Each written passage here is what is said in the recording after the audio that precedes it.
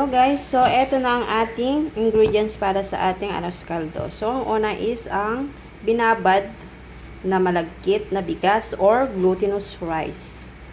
Eto siya. Binabad ko siya ng 5 oras. Sunod, asin or salt, patis or fish sauce, paminta or black pepper, ang ating manok. Pinakuluan ko siya guys. Ang ating manok or chicken, salted butter, garlic, onion, and ginger. At syempre, hindi mawawala ang aking magic sarap. So, ayan guys. Samahan niyo po ako.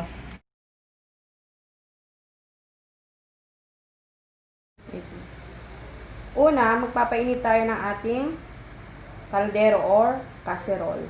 So, ilagay na natin. Kapag mainit na, ilagay na natin yung ating butter. Ayan guys. Haluin lang natin siya para matunaw. Hinaan lang natin yung apoy para hindi siya masunog agad.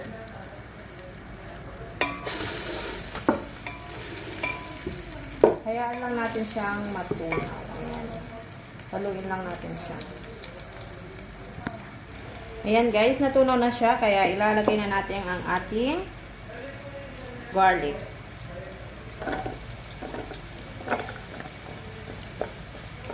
Ayan. Haluin natin siya hanggang maging golden brown.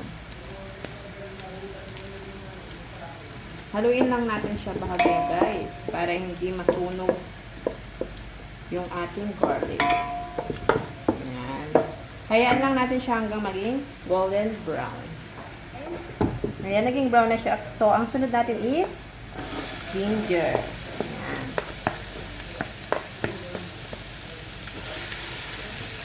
Ayan. Haluin lang natin siya guys para maging golden brown din siya.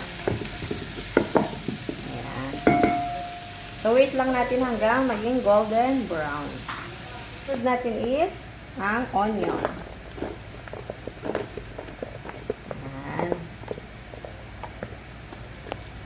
Haluin lang natin siya guys. Hayaan lang natin siya konti at hayaan na maging golden brown ulit. Yun ang sikretong malulupit sa pagluluto namin mag-asawa. Yung talagang linuluto namin yung aming mga rekado para manuot yung sarap. Ayan. Ayan. Golden brown na siya. Lalagay na natin ang ating malagkit na bigas or glutinous rice. Ayan. And then, haluin lang po natin siyang mabuti para yung sarap ng rekado is masip-sip ng ating bigas. Ayan. Ayan. Ayan.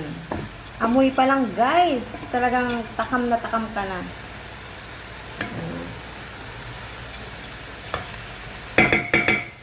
Ayan. Antayin lang natin siya. Medyo ihina natin yung apoy para hindi siya masunog. Ayan guys. Haluin lang natin siya at lutuin siya ng 5 minuto. Haluin lang natin siya para hindi siya dumikit sa ating kaldero. Ayan. Ganyan.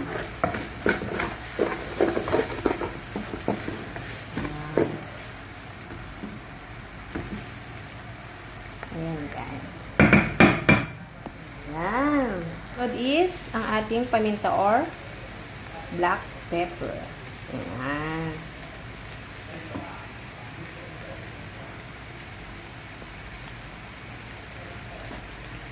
Ayan guys.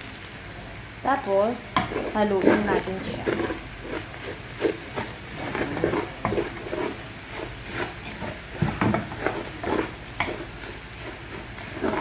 Sunod ay ang ating patis or fish sauce. Haluin natin ulit siya.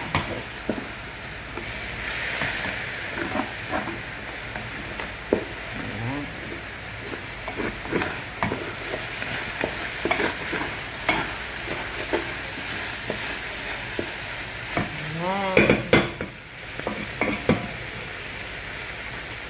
Ayan. Ang sunod is ang tubig or water. Ayan. Malapit na guys. Nagugutom na tuloy ako. Ayan. Haluin lang natin siya para hindi siya dumipid sa ating kaldero.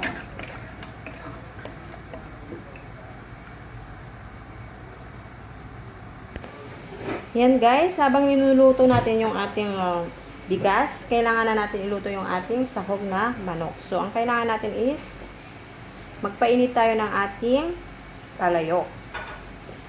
Init na, ilagay na natin yung ating mantika. Ayan. Saka natin ilagay yung ating bawang. Ayan. Ilagay na natin yung ating bawang.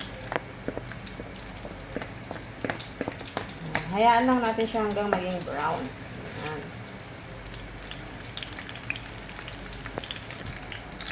Ayan guys, haluin lang natin siya.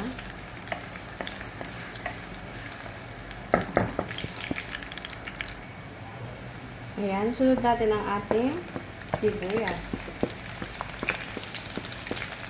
Haluin lang natin siya. Konti.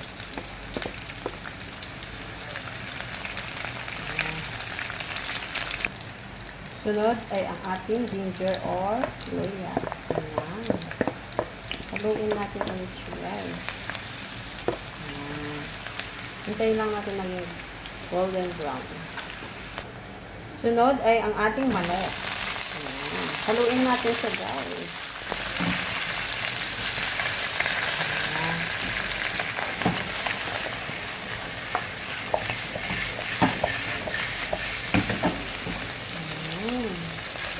Ang bango niya guys. Nagugutom na ako. Oh my gosh. Ayan. Hayaan lang natin siya ng 2 minuto. Ayan guys, haluin lang natin siya para hindi siya dumikit or masunog. Ayan. Saka natin ilagay yung ating black pepper.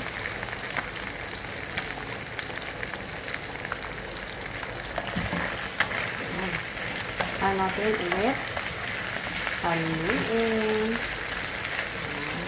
Hayaan lang natin siya ng 1 minuto. Sunod na natin ilagay is ang ating patis or sweet sauce. Ayan.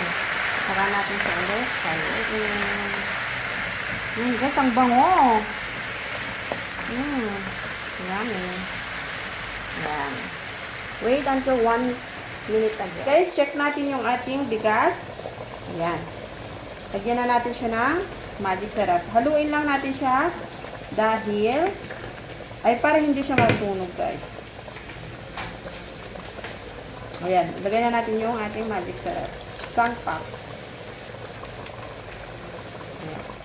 Ayan guys, haluin lang natin siya. Ayan. Para naman yung lasa niya is talagang dumikit sa ating bigas. Ayan. Wait lang natin guys until 5 minutes. Ayan guys. Check naman natin ang ating manok. Ayan. Lagyan natin siya ng magic syrup. Ayan. Saka natin ulit haluin. Ayan guys. Lagyan natin ulit siya ng tubig para lumabot ang ating manok. Saka natin ulit siya haluin. Ayan. Yan ang sikreto namin mag-asawa sa aming house kaldong masarap. Ayan. Ayan. Ayan. Haluin natin siya para hindi siya masunog ha. Ayan. Kapag ganyan yung itsura niya, kailangan pa niya ng tubig. So, kailangan natin siyang dagdagan. Ayan. Ang bango guys. Ano ba yan? Nagugutom na ako. Ayan. Haluin lang natin siya. Ang sarap talaga ng arroz caldo naming mag-asawa, guys. Ayan. So, mag-antay lang natin. Lalagyan natin ng pinch of salt. Tapos, lalagay na natin ang ating asin or salt. Ayan. Saka natin siya haluin. Ayan.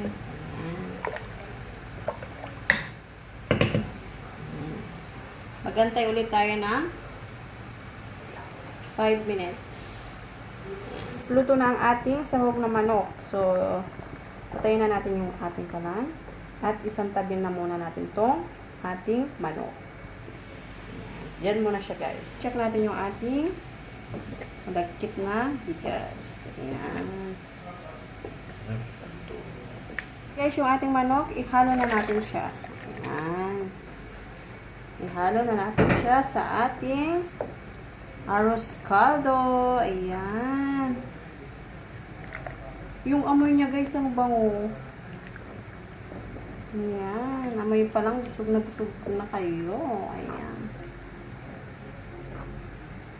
Haluin lang natin siya para hindi siya dumikit sa ating kaldero.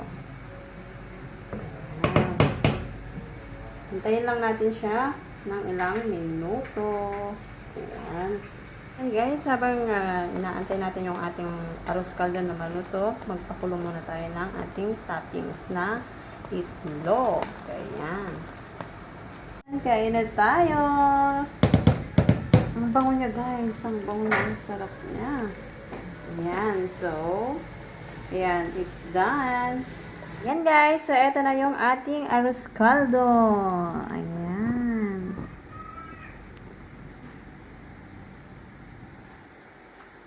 Ang sarap na, guys.